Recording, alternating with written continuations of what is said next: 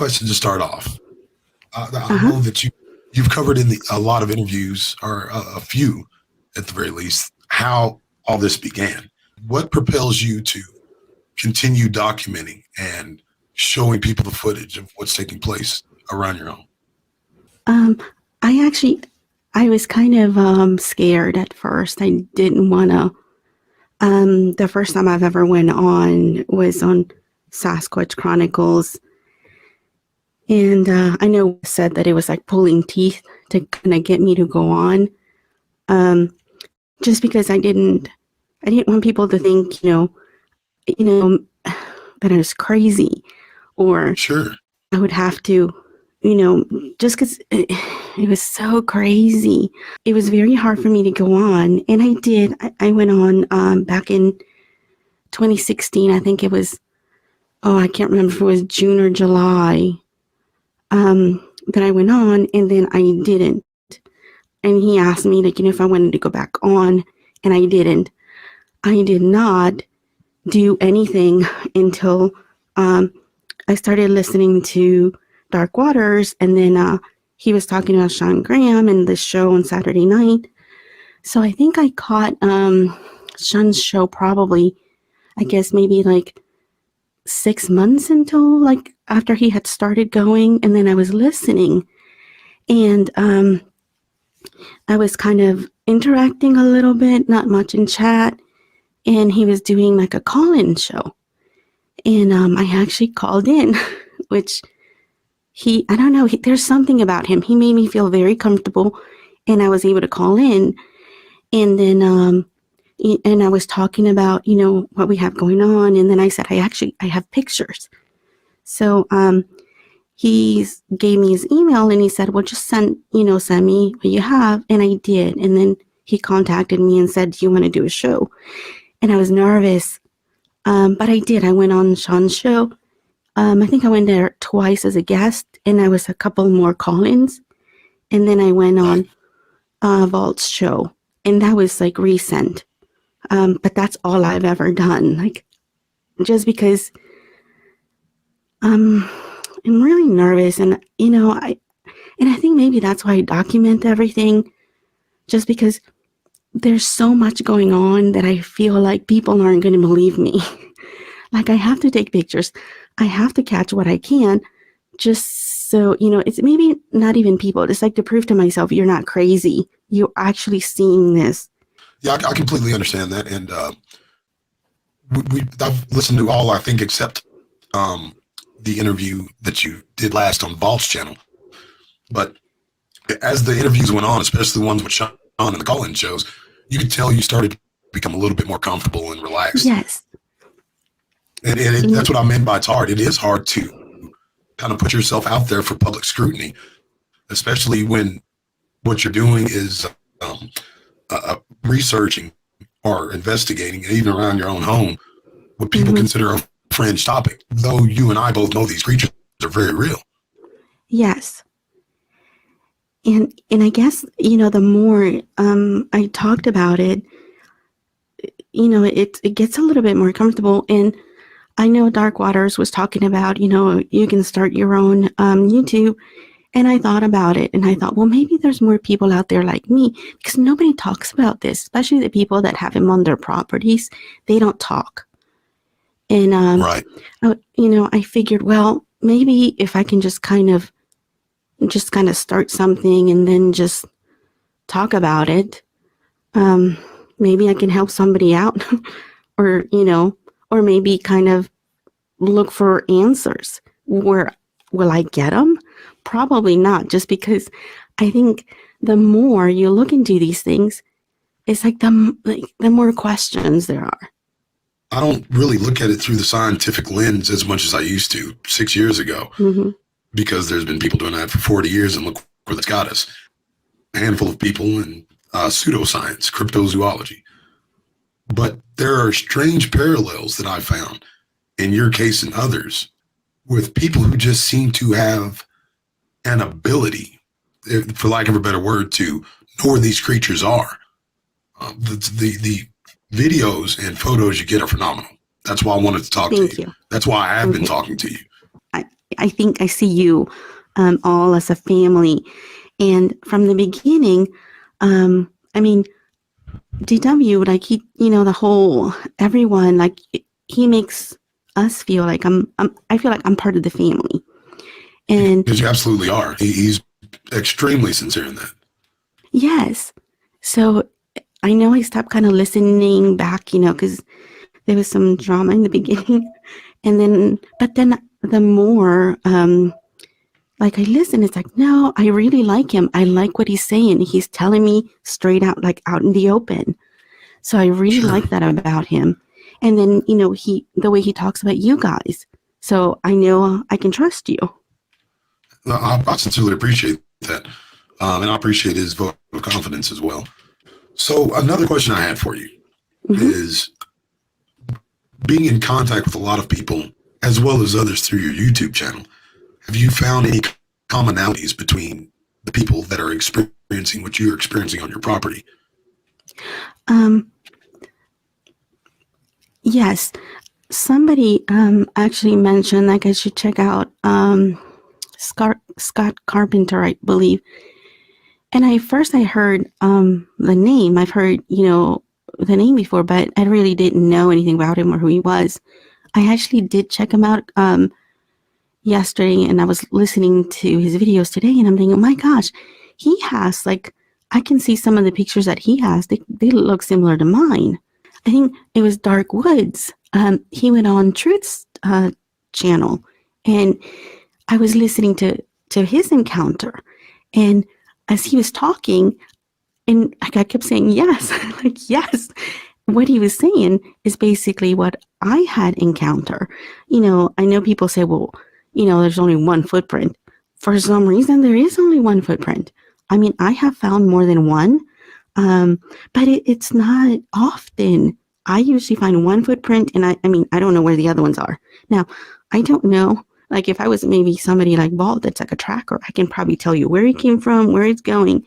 But for the most part, I see one and then nothing. So, and then like when he was talking about the one eye, like it looked like it was like one eye shine, like a light. And I thought, oh my gosh, I've seen that. Right. So I have come across with, people's encounters similar to mine.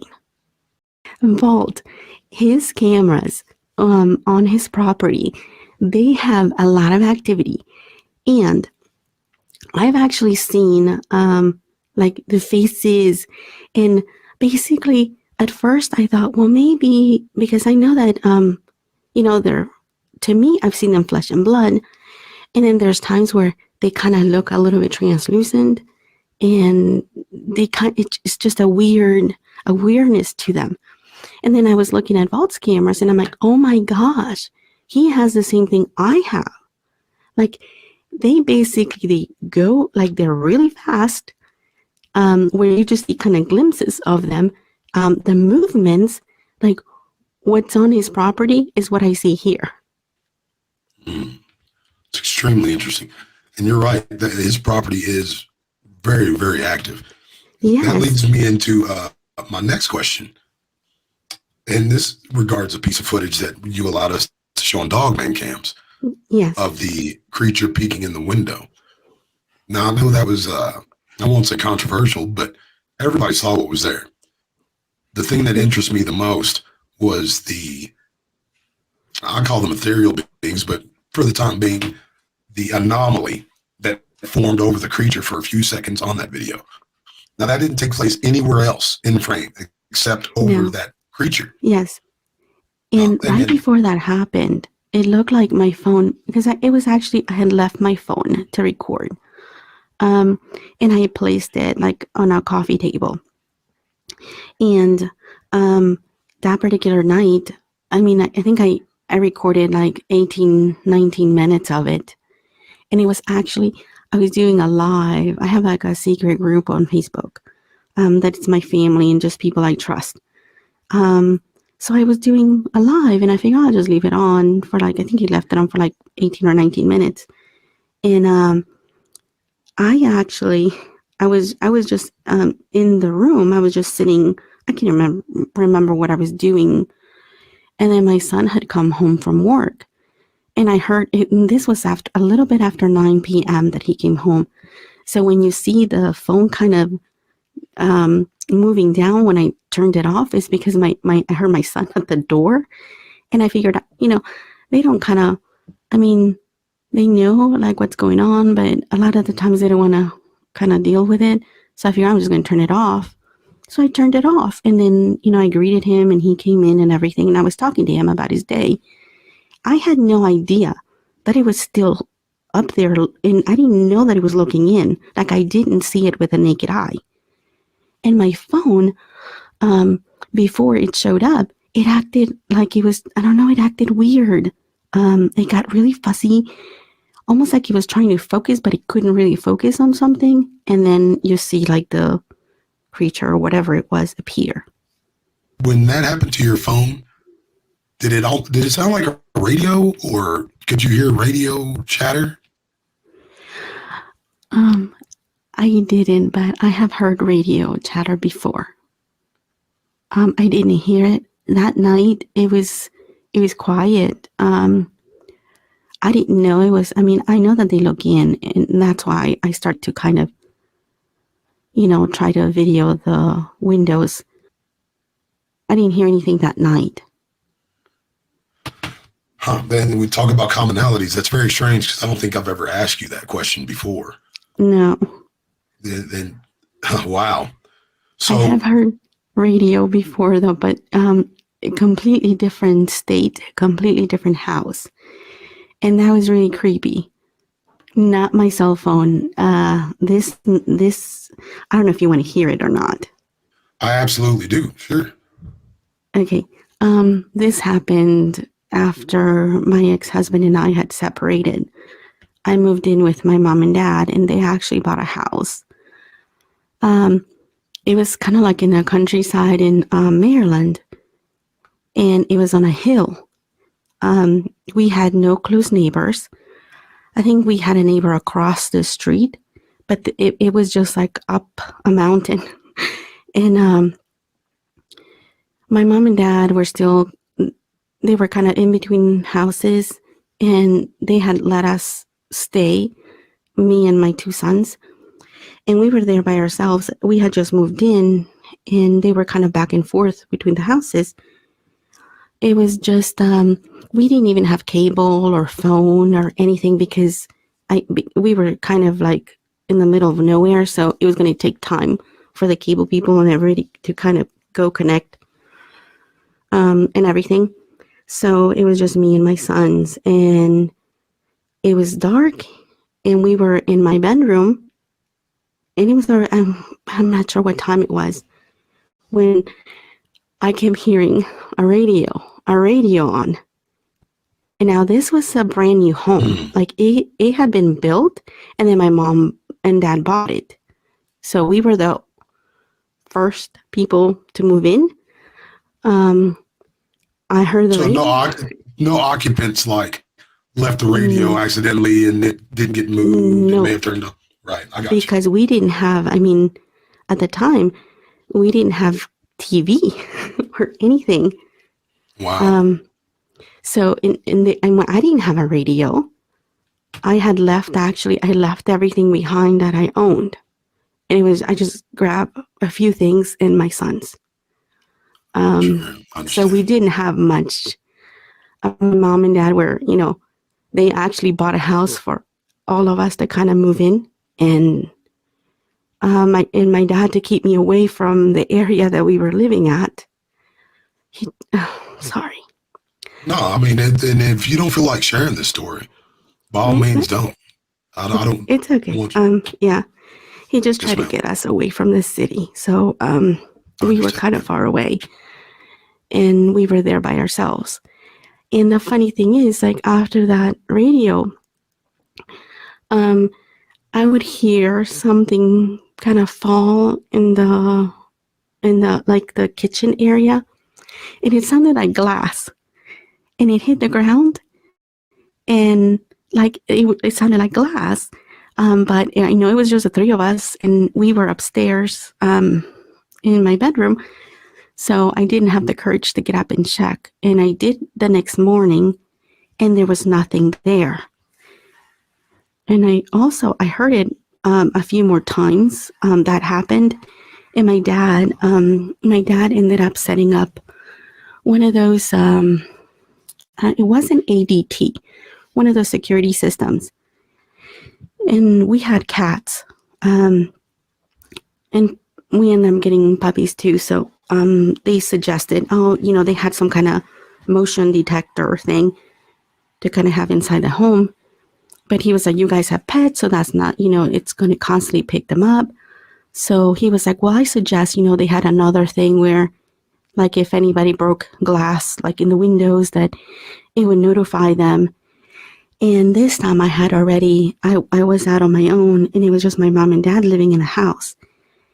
And the alarm, they ended up calling it went off. It was going off. And then they ended up calling my mom and dad, and they said it sounded like a window had broken.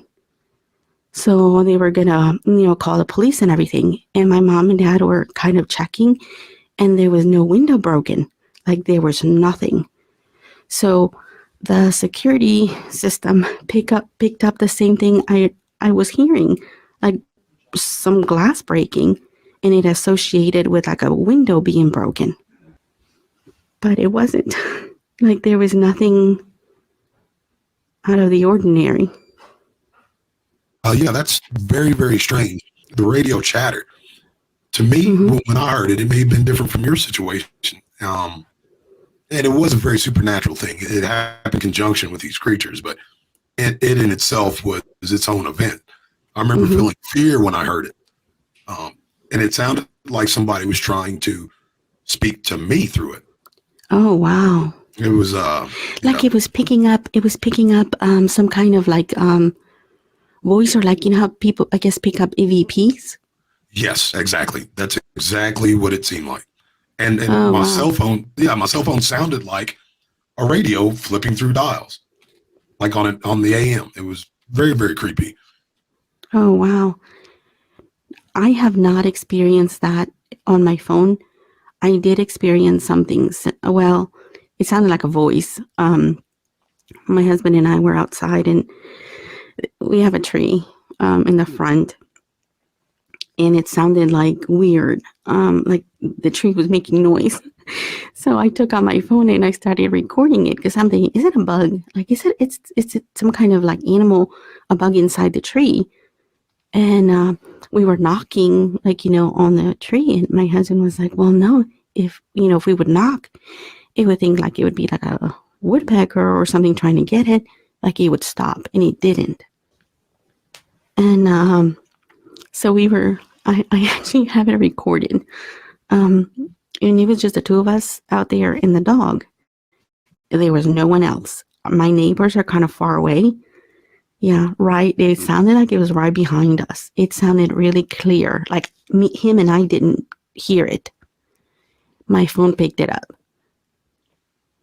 And I kind of shared it on my Facebook, and somebody said, it sounds like it's saying, somebody's like, something, it said a name is on fire. That's what they thought. Wow. To me, it sounded like a different language. It sounded like it was right behind, like, me and him, and me and my husband. We didn't hear it. That's it wasn't scary. Until I was kind of, yes, because it sounded like it sounded like it was right behind, like, as I have my phone, it sounded like really clear. I didn't, like I said, I didn't hear it. I was just playing it back. And I'm like, oh my gosh, it sounds like a voice in there. I mean, it was only the two of us out there. I don't know what it picked up. And it said somebody's on fire. Yes. That's I'll have to locate the video and send it to you. Yeah, that'd be phenomenal. I don't want to say I'd love to hear it, because it's creepy even hearing about it. But yeah. And was this on the same property you said? Actually, yes, it was here. It happened. Let me try to remember how many years. Maybe 3 years ago. So these supernatural experiences, have they taken place over the course of your life? Yes. Not to the extent of what's going on now. When I was young, I used to see things. My brother mentioned that when I was little, he said that, I don't remember this, but he says that I was little and I was going to the bathroom, and he said that I was walking and I stopped and I looked up at this shadow. He said that there was a shadow there, and he said I looked up at it and then I went to the bathroom and didn't think anything of it. I don't remember any of that, but I used to see things when I was little. Out of the corner of my eye, I would see figures. I never saw the face. I always saw from the shoulders down, something standing behind me. I kind of saw people, just kind of weird things. We've briefly spoken about this, and as hard as that is to deal with, there are people who absolutely, and it's tangible. It's not like it's something that's not there. And a lot of times, like I believe your case at your house is, you are maybe kind of sensitive to something that's right below our audible ear or right below the spectrum of what we can see. If that makes sense. Like you may pick up on things that people wouldn't. You have maybe a heightened sense of awareness for this type of stuff. I think probably because I'm the only one that sees like things. My older son did see one. He was the first one to have an encounter. But since then, he hasn't seen, he's heard them, and so has my younger son. He's heard them also. But they haven't seen them as much as I have seen them. So for some reason, I've had family over, I had people over, and if you come to my house, it's like a normal house. Like you can go outside and you wouldn't think anything is happening. Sure. And from the pictures I've seen, it's a beautiful home. Thank you. Yeah, it's just unfortunate all this madness is taking place. Yes. Yes. Because before it was like, no, we're not going to sell it or anything, but maybe we might actually part with it. It was, when we saw it, it was our dream home, and it had a lot of land, and it was just beautiful. It looked like a park, and we have worked very hard to kind of make it like look very nice, and it's just, I don't know. It becomes a little taxing after a while. Yes. I understand. I do. I hate hearing that. It's very unfortunate, but I do understand. It's like you're constantly under harassment by this stuff. Yes, and well, like I said, it doesn't they don't bother. It just seems to be like me, wherever I'm at, I'll hear like every now and then. It hasn't happened often, like a little tap to let me know, hey, I'm here. And we absolutely. I'm sorry. Go ahead. No, you go ahead. Yeah, and we've spoken about some of these things briefly before, and some of the strange parallels. I think you know pretty much what I believe. There's frequency, vibration. All matter vibrates at a certain frequency, and I think it's quite possible that some people are just more in tune with the frequency of these creatures. As big as they are, you talked about the one footprint. That thing looking in the window was a giant. That's huge. Where did it go? How did it get quietly from wherever it was to where you were without making it look like King Kong and Godzilla just had a fight in your yard? Yeah. And that's when my husband says, no, they're not looking in our windows because our deck is not going to be able to hold them. That's what he says to me. They're too heavy. And if they're that, large, they're heavy, they're not going to be able to stand on our deck. They'll fall right through. And I get that. I understand that. But I have pictures of them Yes. looking in. But yeah, there's the but. Yes. You have evidence of that taking place. Yes. So, and I do believe your husband. If we're looking at it as a natural physical creature, that thing, I mean, what would you say, 9 feet, 8 feet, 9 feet tall to peer inside that window? Because it looked pretty high up. Yeah, right at the bottom of, like at the ledge of that triangle window, I measure it's 9 feet to the bottom ledge. And those faces are way higher. And there's a couple of faces that look like they take up most of the window. So absolutely. Yeah, I don't know how that's possible. And I get that. That's one thing that I can't explain. Now, I'm not the only one actually that has seen something. My grandson, which is like my step grandson, it's on my husband's side. We have your gone grandson, I understand. Yeah. Now, I'm from the South. We don't do that step stuff. Yeah. Yeah, we don't. So he's my grandson. We were actually watching him and like my granddaughter they had, they got married and we were going to keep them overnight. And we had gone to the wedding. And by the time we got home, it was after midnight. So we got home and they were asleep in the car. And as soon as we home, they woke up. So I'm carrying his younger sister because, she's still a baby. So I'm carrying her and I'm holding his hand and we bring him in the house.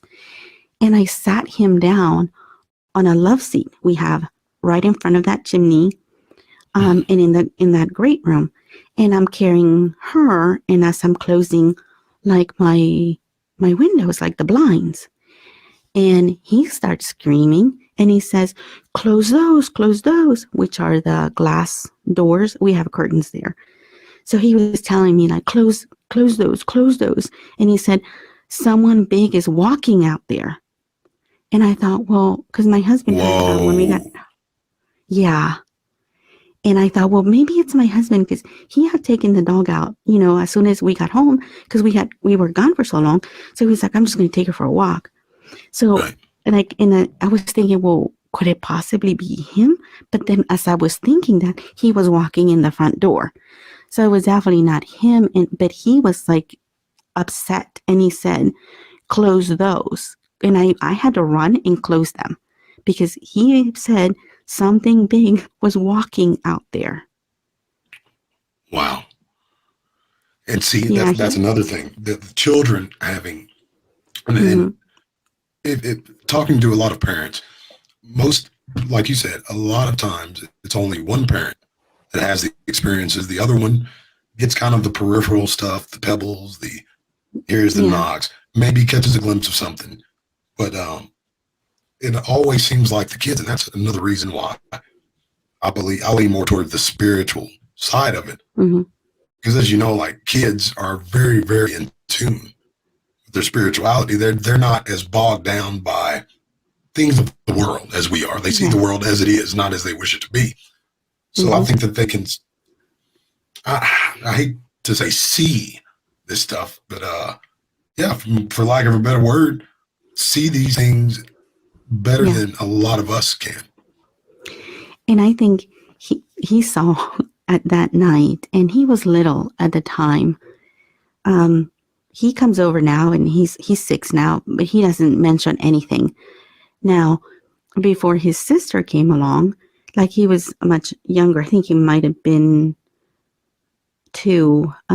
We were keeping him again overnight, and like usually kids like to come hang out in my loft just because I guess they like being up here. And because it's awesome. Night, so he was like, I want to go up, upstairs. And I'm like, okay. So I turned my lights on and we come up here and he's like looking at everything. And then he's like, okay, I want to go down. I want to go down now. And he looked, he was acting scared. And I go, whoa, like, what's wrong? And he was like, the monsters are going to look at me from like outside. And I was like, what? Yeah, he was upset. He wanted to go downstairs and he did not want to come back up here because according to him, the monsters were going to look in on him from outside.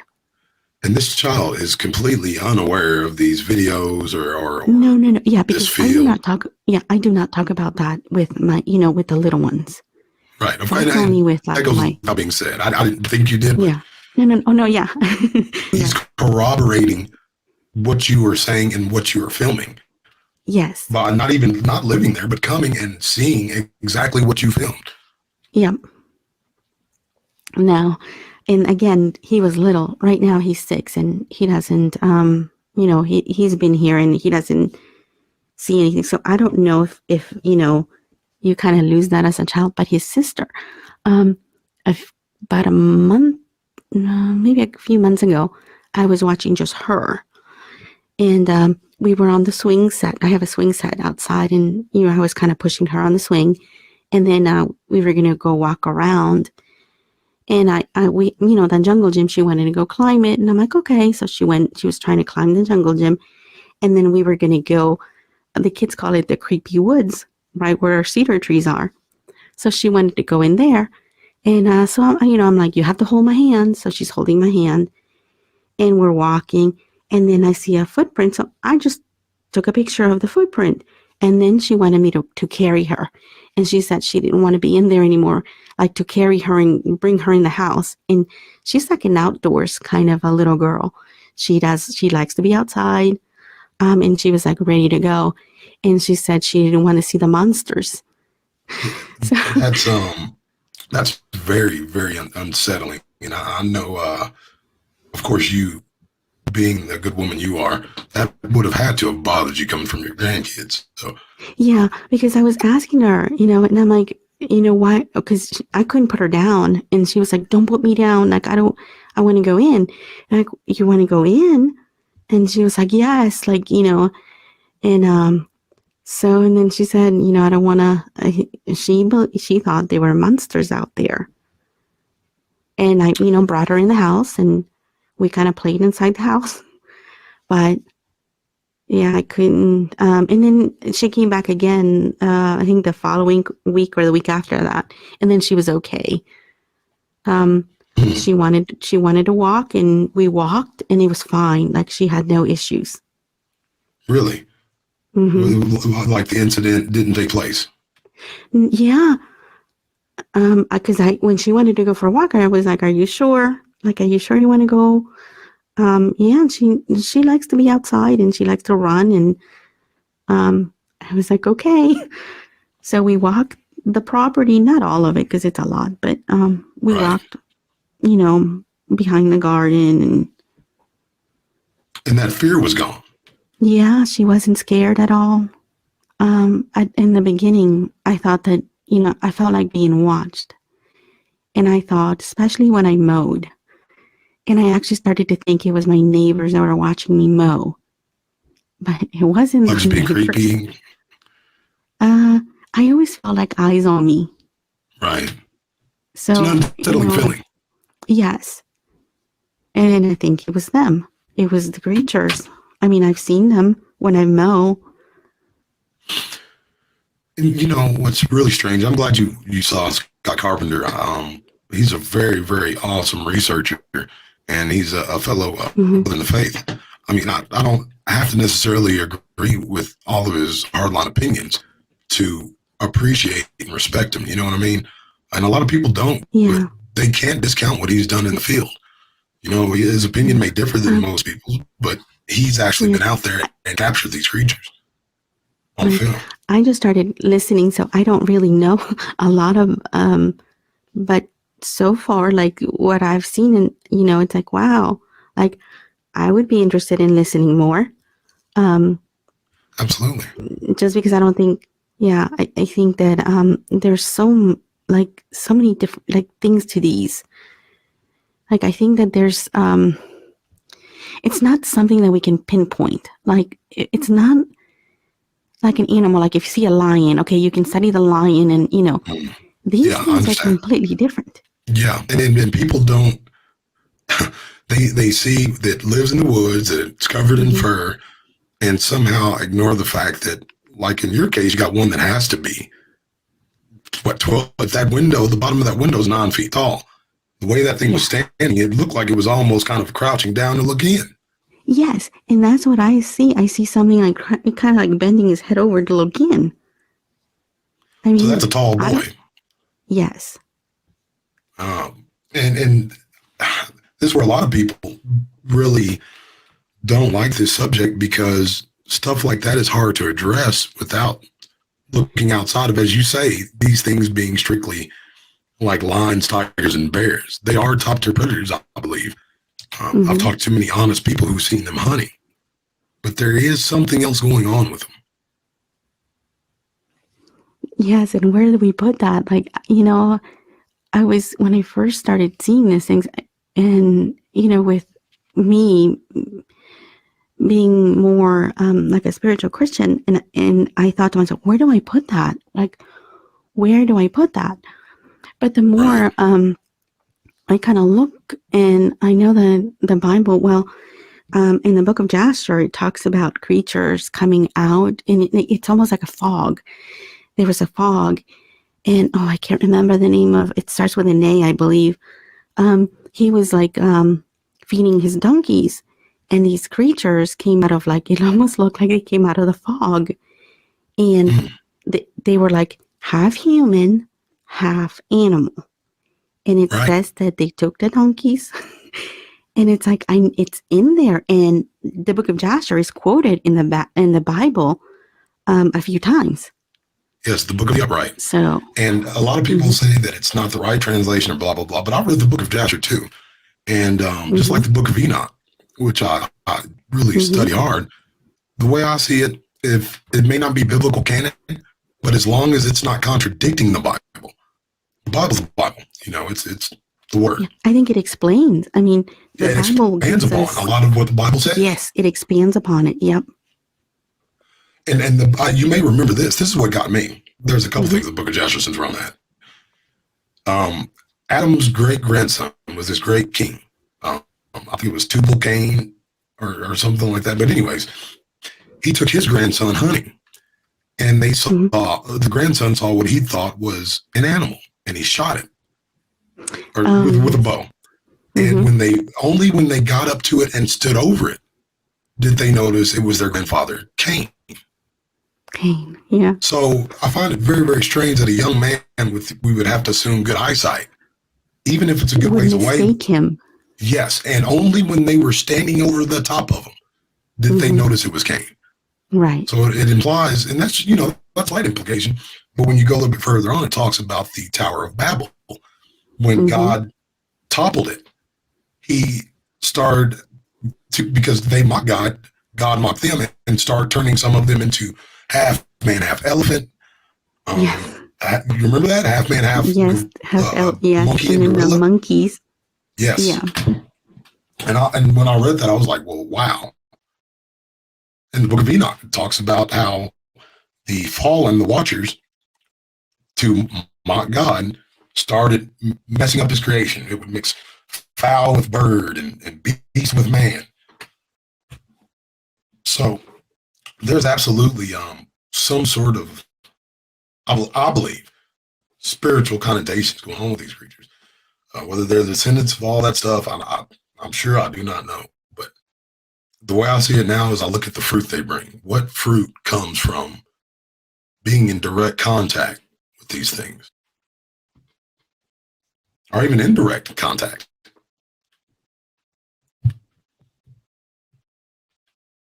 Uh-oh. You still with me?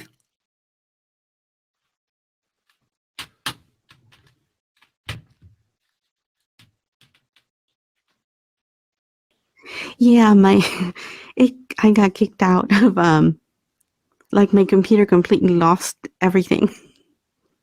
Really? Yes. So maybe we should move on. Yeah, but see, Miss Wilson, honestly, this is why I believe it's been so hard to get in contact with and actually have this interview. It almost feels like there's something trying to stop it. Yeah. Yes, because it's always some technical snafu or some glitch, or like you said, my computer did the same thing. And honestly, No, not just now, but before. Mm-hmm. And as the word says, our adversary is the prince of the powers of the air. Yes. What air is he the prince of? Right. The airwaves, the air we breathe. So, right. Yeah, when you get too close to truth, he'll try to thwart it, but he can't stop it because truth is unmutable. Mm-hmm. Wow. Yeah, So it's kind of weird. it is what it is, you know. Like, and I was almost anticipating it would be some sort of nonsense, but it was going so well. But it is kind of telling that when we start getting into the biblical stuff, that's what they don't want, though. Right. And also, you know, on Jacob and Esau, that they were twins, and you know, I think it was still in Genesis. Yeah, when I guess Isaac was tricked, and it was Jacob that went and received the blessing, and they had to put the was it a goat's fur? A goat's fur. They put a goat skin on him. So, on him. like, because Isaac was going blind, so he would feel his arm. And when he saw how hairy it was, I mean, that's a. And also with that, God said there are two manner of men in your belly. Mm-hmm. And even when I was a kid in Bible school, that always stuck with me, and I always pondered, like, two manner of men. What does that? What does that even mean? See, that's what I'm thinking. What does that even mean? But then that was one of my early theories when I first started doing field research, because Esau started his own nation in the forest. Yep. And he's the one that I know I read also in the book of Jasher that he's the one that killed Nimrod. So when he went, Esau, he was out hunting, and he, I think Nimrod was out with he had like his bodyguard, and then somehow Esau was powerful, and he ended up killing Nimrod and took his cloak, and then that's when he went. Yeah, I don't remember that. That sounds awesome though. Yeah. Oh my gosh. Yes. And I thought, oh my gosh, because in the book of Jasher it says that the cloak that Nimrod had. Okay, so Noah, when he got into the ark, it was Adam's, like the clothing that God had sewn. So that got passed down to from somebody to Noah, and he kept it in the ark.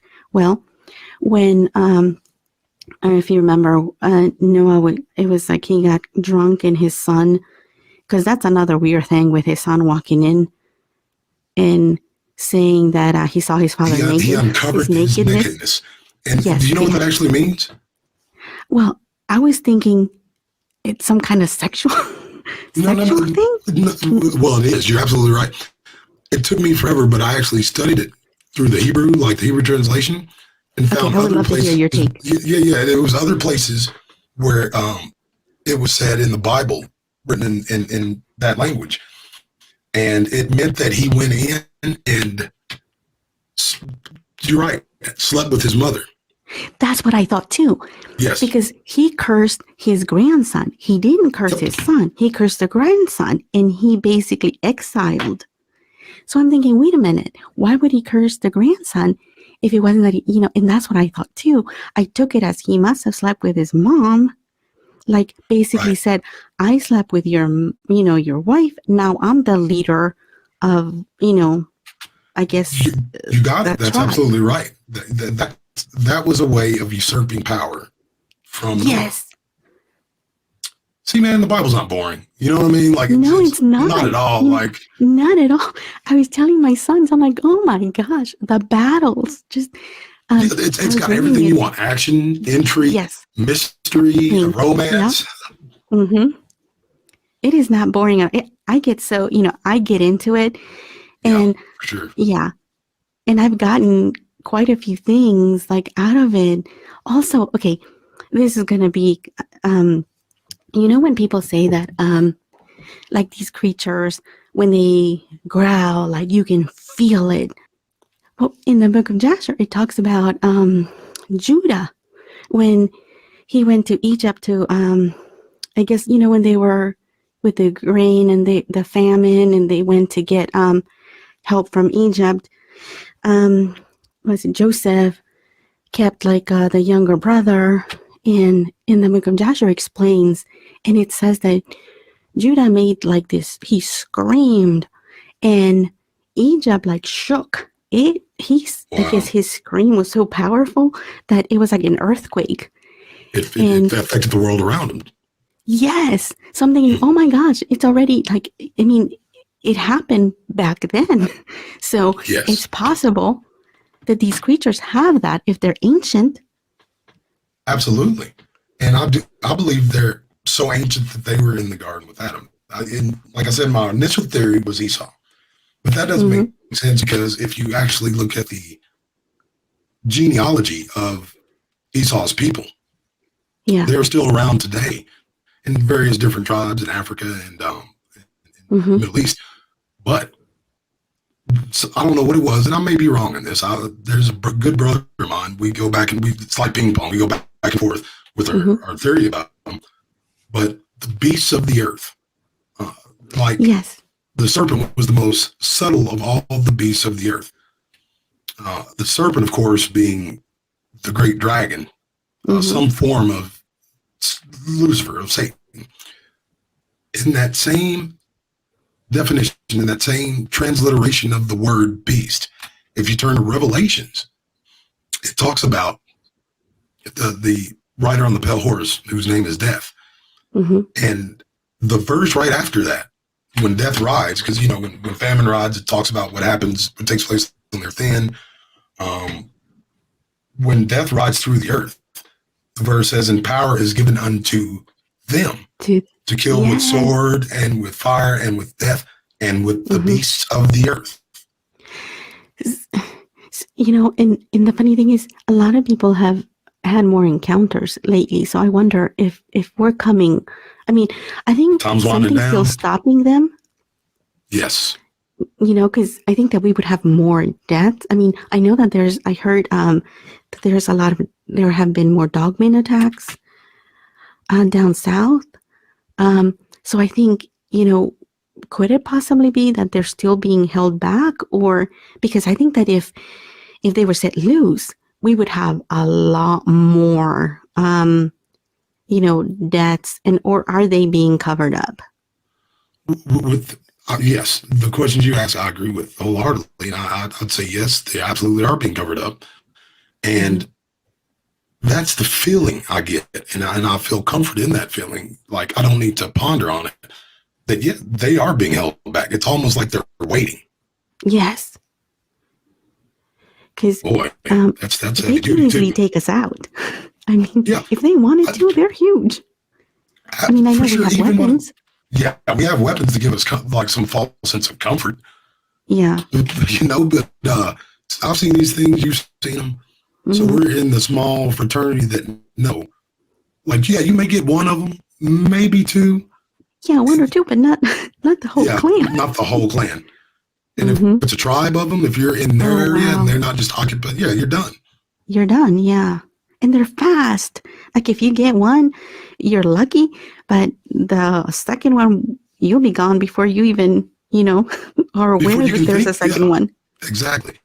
The reaction time that these creatures have, the confidence in their own abilities, because us as human beings, as fast as we can move, I mean, you look at Usain Bolt. His muscle memory is just, his intellectualism and control over his own body is almost superhuman. They'll make Usain Bolt, one of the fastest men alive, look like he's a retired guy jogging in the park. Right. Yeah, if you put us, I mean, even our best of the best, I mean, we're no match unless, I guess, if we do have weaponry. But I don't think it's going to be the weapons that save us. No. The thing that we have over them, you know as well as I do. We are the only creature. Yes, ma'am. We're the only creature born in the image of the Creator. Right. A tripart being, body, soul, and spirit. The tripart being of God. So they have to adhere to that even if we're fallen man, like Yes. we are still given dominion. Mm-hmm. Because you hear also encounters of people that are not believers, and they start praying and they call out to Jesus, and it's like the creatures like back away and they leave. Yes. So, and what does that say? You know what I mean? Right. Like, what does that really kind of tell us? Mm-hmm. Like, that's not saying they're evil, because I don't know that part yet. Like, even the angels, when the angels would appear to our forefathers of the faith, like, they were terrified. They fell down on their faces. On their faces, of fear. And only when the angel touched them and said, "Be not afraid," or whatever, did that fear dissipate. Yes. I mean, Daniel was a tough guy. He stood toe to toe with some of the big boys. But when he was in the presence of an angel that came to help him, right, he fell down his face in fear. So yes. So exactly.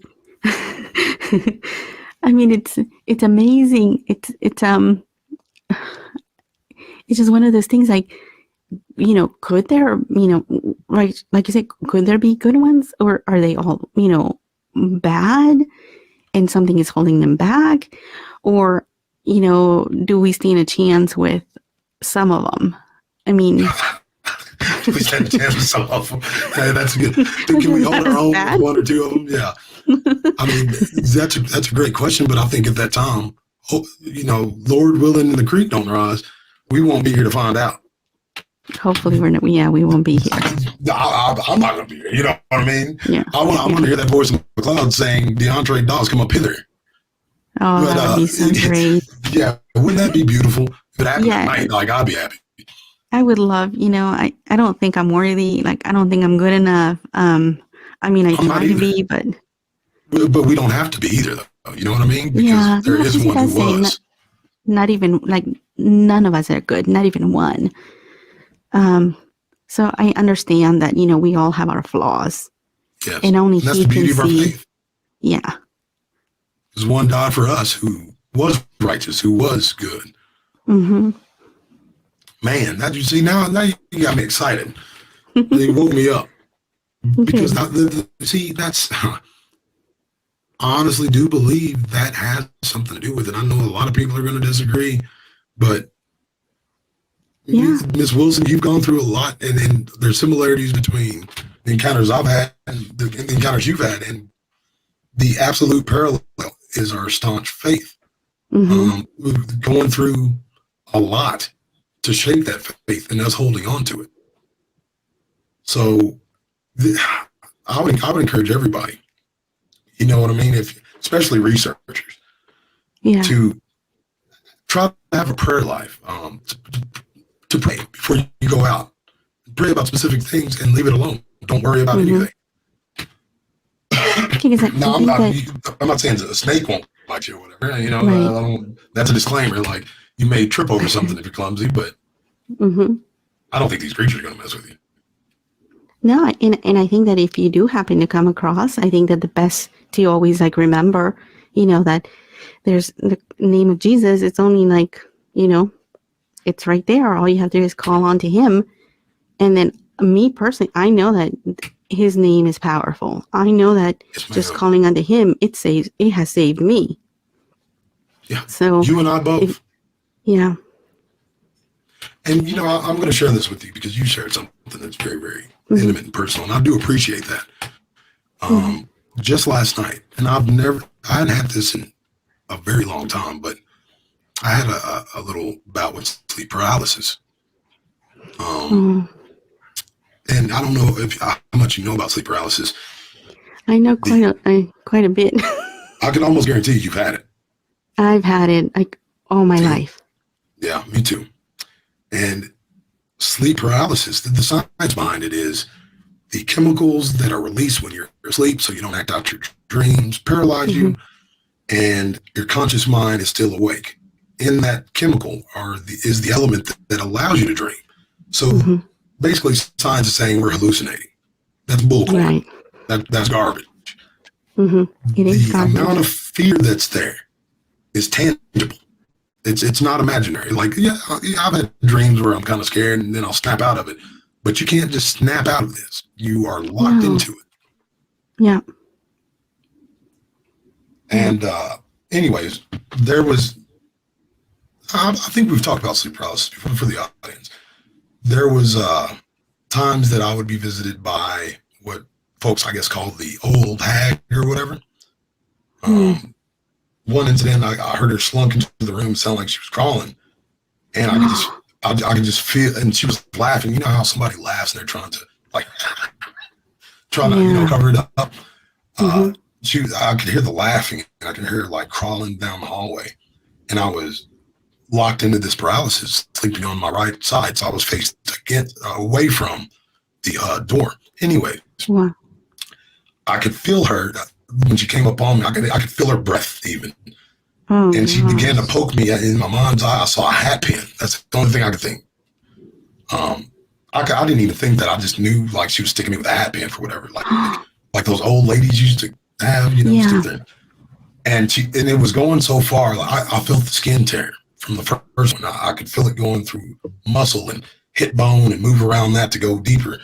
It was real. Like it was painful. Wow. And as you said, I cried out to the Lord, and just like somebody turned on a light bulb, it was gone. It was done. It was gone. Wow. Last night was another one of those incidents. No, that was before. That was a few years ago. That was my last incident, or one of them. Last night, the same thing. I was falling asleep. I hadn't been feeling well, as you know, and I've had trouble sleeping. So I come and lay down in bed alone because I went to bed early, about 8. And I hear what I thought was my wife or daughter come into the room. But the way they were walking was strange, like dragging their feet like they were drunk. And then that fear, like you know about the fear that comes along with this stuff. Yeah. It envelops you. You don't have to see nothing. You just it's just there. So I felt that, and I could hear like the old hag, this old woman, like breathing heavy, like she was just furious right behind me. And it was very, very, very intense. I'll just leave it at that. And it took like forever because I couldn't move my mouth. But I finally did call on the name of the Lord. Said, Lord, send your, the specific thing I said is, Lord, send your angels. I need help. Lord Jesus, please send your angels. I need help. And it wasn't an instantaneous thing this time. It happened really quick, but I remember sitting there. Maybe it was a few seconds, but it felt like a lifetime. Yeah. And then, like I said, it left, and I got up and went and drank me some Mountain Dew, stayed up for an hour, prayed, went back to bed. Yeah, I don't like the one that I've had a certain ones that I call out to Jesus, and it's almost like, now there has been some that I'm basically left alone right away, but there have been there was one time that I kept calling and it was almost like it wasn't leaving. It wasn't, and I think I had to say it like 3 times, and then I was finally left. And there's different levels, and the Bible talks about that too, different almost ranks of these things. In Ephesians, I believe it's 6:10. We fight not against flesh and blood, but against principalities, powers, spiritual wickedness in high places, and the rulers of darkness of this world. Those are all like general's ranks, corporal, sergeant, captain, lieutenant. So after a while, excuse me, let me grab a drink of water real fast. I'm sorry.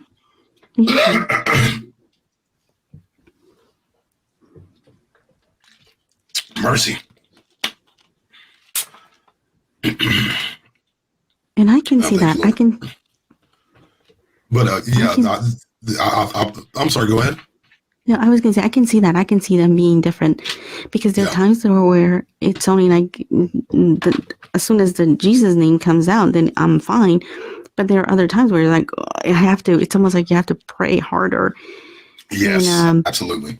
Yeah. Like it's they the little Mickey Mouse schoolhouse bully one. Yeah, you call him the name of the Lord, and it's going to run for the hills. But then it brings its big brother, who, you know, some big tough guy. He's a little stubborn. Right. But they have to adhere. Mm-hmm. And you also mentioned, you know, I don't know if you've had this or not, but I know one time I had it happen to me. And I was, I actually saw little people. You saw little people? Yes. And this is actually, it wasn't, it happened at this house. My husband, it was in the morning. This was probably around 6 or so. I didn't have to get up. Usually if I have to get up early, then, you know, I'll get up and, you know, get my son ready. He gets himself ready, but I make sure I'm up and I see him. Or if my husband has to, you know, depending on the time, I have to get up and fix his lunch and everything. But this time I didn't have to. But my husband gets up early, so he was drinking his coffee. And I heard him in the kitchen. I was awake, but I kept feeling like, you know, that feeling of getting paralyzed. And usually I always go, no, because I know it's coming. And I felt like I was being, like I'm still in my bed. And they were like, it looked like it was two little ones, like pulling me, like my arm. And then they were just trying to pull me. And I'm trying to, you know, get my hands, like, it's almost like leave me alone kind of a thing, but I couldn't move. But for some reason, I don't know if it was my eyes or was the only thing moving, or if I was able to move my head. So the two little figures were on my left, and on my right where my husband sleeps, like on that side of the bed. There was an old lady walking back and forth. She had gray hair. An old lady. And it was like them, like a little person. She looked old. She had gray hair and she was laughing. And no joke. She was laughing, but they were they were grabbing me and pulling me. And I started to pray and called on Jesus. And I was actually before I prayed, I started trying to call for my husband, because I can hear my husband making his coffee. I can hear his coffee pot going, and I could hear him in the kitchen. And the kitchen is like right almost next to our bedroom. Oh, that's the terrible part about it. You're trapped. Like, it's like, yes, I couldn't get to him, and he had no idea. So, you know, I couldn't get to him. So and then I should have started calling Jesus first, but I called on to Jesus, and then I was left alone. But by that time, it was like I'm so it's like exhausted, and I finally like yell out to my husband, and he comes running in, and he's like, "Are you okay?" So I try to explain to him what just happened, and my arm, it was like I was in such pain. You could feel it, like what took place during. After. Yes, like afterwards, like for the next few hours, like my arm was like in pain.